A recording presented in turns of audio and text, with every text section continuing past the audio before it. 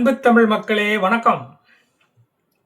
Germany என்ற நாடு இரண்டாம் உலக மகா யுத்தத்துக்கு பிறகு அந்த நாட்டுக்கு ஹிட்லரால் ஏற்பட்ட அவப்பெயரை அழித்து தொழில்துறையில் வேகமாக முன்னேறியது. மனிதர்களுக்கு பிரயோஜனமாக நாம் இனிமேல் இருக்க வேண்டும் என்று அவர்கள் விரும்பினார்கள். இஸ்ரேலியர்களைப் போலவே கடும் உழைப்பாளிகள் இந்த ஜெர்மானியர்கள். இரண்டாவது உலக மகா யுத்தத்துக்கு முன்பு ஜெர்மனி இஸ்ரேலியர்களால் நிரம்பி வழிந்தது. அவர்கள் அங்கு மளிகை கடையிலிருந்து வட்டி கடை வர ஒன்று விடாம எல்லா தொழிலையும் செய்து வந்தார்கள். அவர்களின் கடும் உழைப்பை பார்த்து பார்த்து வளர்ந்த ஜெர்மானியர்கள் தானும் அவர்களைப் போலவே முன்னேற வேண்டும் என்று மனதளவில் அப்போதே முடிவு செய்திருந்தார்கள். ஜெர்மனி தான் முதலில் அனல் மின்சார உலையை கண்டுபிடித்து இந்த உலகத்துக்கு அறிமுகப்படுத்தியது. முதலில் பிரிண்டிங் மிஷினை கண்டுபிடித்ததும் இந்த ஜெர்மானியர்கள் தான்.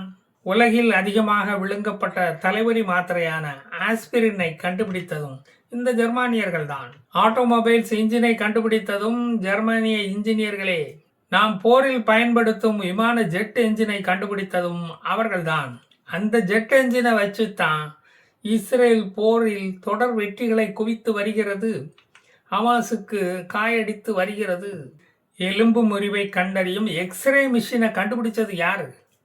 எல்லாம் இந்த ஜெர்மன் சயின்டிஸ்டுகள் தான். எந்த ஒரு இன்ஜினியரிங் ப்ராடக்டாக இருந்தாலும் அதில் ஜெர்மனியின் பங்களிப்பு நிச்சயமாக இருக்கும். உலகிலேயே நிறைய இன்ஜினியர்கள் வாழும் தேசமும் ஜெர்மனி தான். உலகங்களில் உள்ள இன்ஜினியர்களை தங்கள் நாட்டுக்கு இழுத்து கொண்டு இருப்பதும் இந்த ஜெர்மனி தான். விமான இன்ஜின் முதல் கார், பைக் என்ஜின் வரை அதற்கு முன்னோடியாக இருப்பது இந்த ஜெர்மனி. இந்த ஜெர்மனி தான் காலால் ரோட்டில் அழுத்தி தள்ளி இயக்கும் ட்ரைசின் என்ற சைக்கிளை கண்டுபிடித்தது. அதன் பிறகுதான் அதில் சில மாடிஃபிகேஷன்களை செய்து 1860ஆம் வருஷம் பிரெஞ்சு நாட்டவர்கள் பெடலிங் சைக்கிளை கண்டுபிடித்தார்கள். அந்த விஞ்ஞானிகள் பியர்ஸ் மிக்சாஸ், பியர்ஸ் லாலிமன் என்ற இருவரும் சேர்ந்துதான் இப்போது இருக்கிற சைக்கிளை வடிவமைத்தார்கள். அதுக்கு பிறகு பல மாடிஃபிகேஷன்கள் நடந்து இப்போது உள்ள ஸ்போர்ட்ஸ் சைக்கிள் எல்லாம் வந்துவிட்டது. மேட் இன் ஜெர்மனி என்று போட்டிருந்தாலே எந்தவித கேள்வியும் எழுப்பாமல் மக்கள் வாயை மூடிக்கிட்டு அந்த பொருளை வாங்கி செல்வதற்கு காரணம் என்ன? அவர்களுடைய இன்ஜினியரிங் எக்ஸ்பர்டைஸ் தான். அவர்கள் மேல் வைத்துள்ள நம்பிக்கை தான். ஐரோப்பிய பொருளாதாரமே ஜெர்மனியை சார்ந்துதான் உள்ளது. இஸ்ரேலுக்கு ஏராளமான போர் தளவாடங்களை கொடுப்பது அமெரிக்காவுக்கு அடுத்து இந்த ஜெர்மனி தான் முன் நிற்கிறது.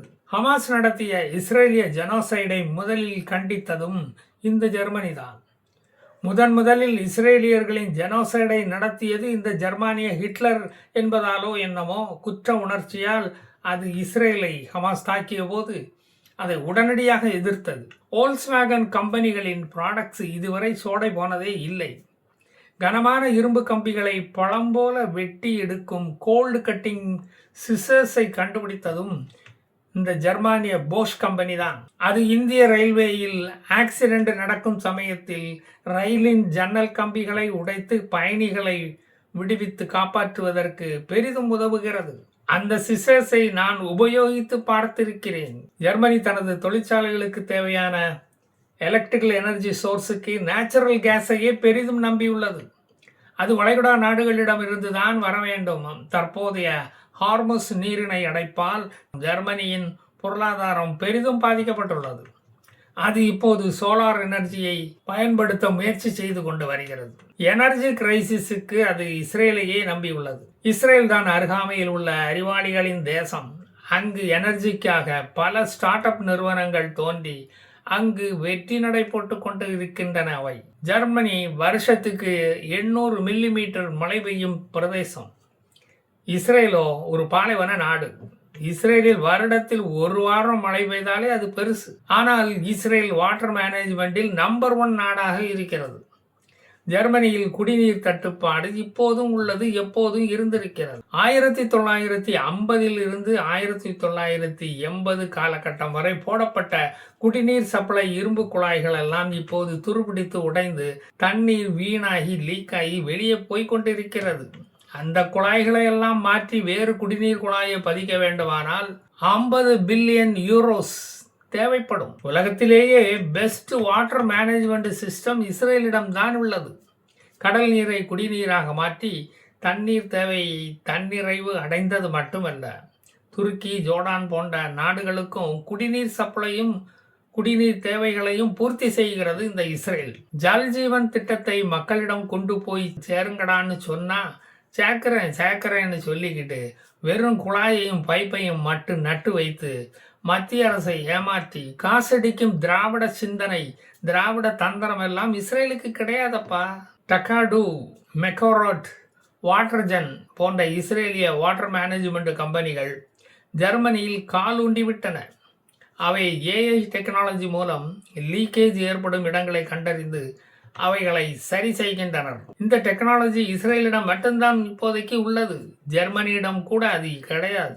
முழு யூரோப் நாடுகளையும் ஏவுகணை பயத்திலிருந்து காப்பாற்ற ஜெர்மனி முயற்சி செய்து கொண்டு வருகிறது. அதற்கு இஸ்ரேலின் உதவி அதற்கு மிகவும் தேவைப்படுகிறது. ஜெர்மானிய நாட்டை வளப்படுத்திய யூதர்களைப் போலவே சிங்கப்பூர், பினாங்கு, மலேசியா போன்ற நாடுகளை வளப்படுத்திய இனம் தமிழ்நாட்டில் இருந்து சென்ற நகரத்தார் என்ற செட்டியார்கள் தான். கல்கத்தா, சென்னை துறைமுகம் வழியாக இவர்கள் நடத்திய ஏற்றுமதி இறக்குமதி வியாபாரத்தில் கிடைத்த லாபத்தின் ஒரு பகுதியை தர்ம காரியங்களுக்காக இந்த நகரத்தார் செலவிட்டனர். அந்த தர்மந்தாம் இன்றளவும் அவர்களை காக்கிறது. இதை சொன்னால் தமிழாண்டா என்று சொல்லிக்கொண்டு ஒரு திராவிட கூட்டம் இங்கு ஓடி வரும். இதை செய்தது திராவிடத்தால் அழிக்க முடியாத ஒரு ஜாதியினர். அவர்கள் செட்டியார் என்ற நகரத்தார் ஜாதிதான் அது. அக்டோபர் 7 அன்று நடந்த யூத படுகொலையை ஜெர்மனி ஒரு மனித இன படுகொலையாக பார்த்ததினால் இஸ்ரேலுக்கு முழு ஆதரவை முதலில் கண்டன குரல் கொடுத்ததும் இந்த ஜெர்மனி தான். இவர்கள் ஒன்றாக ஒருங்கிணைந்து செயல்படுபவர்கள். அதனால் தான் பிரிவினையை ஏற்படுத்தும் பெர்லின் சுவரையே அவர்களால் உடைத்து எரிய முடிந்தது.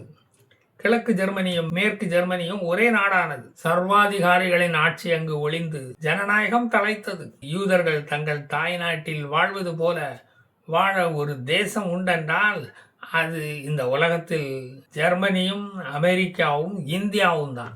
இந்தியாவுக்கும் இஸ்ரேலுக்கும் நெடுங்காலமாக நல்லுறவு உண்டு. இங்கு ஆன்டிசெமிட்டிசம், இந்த பேரணிகள், போராட்டங்கள் என்பதெல்லாம் கிடையவே கிடையாது. மகாராஷ்டிராவில் பெனி இஸ்ரேலியர்கள், கொச்சியில் கொச்சி யூதர்கள் என்று அழைக்கப்படும் இஸ்ரேலியர்கள் இன்றளவும் உள்ளார்கள்.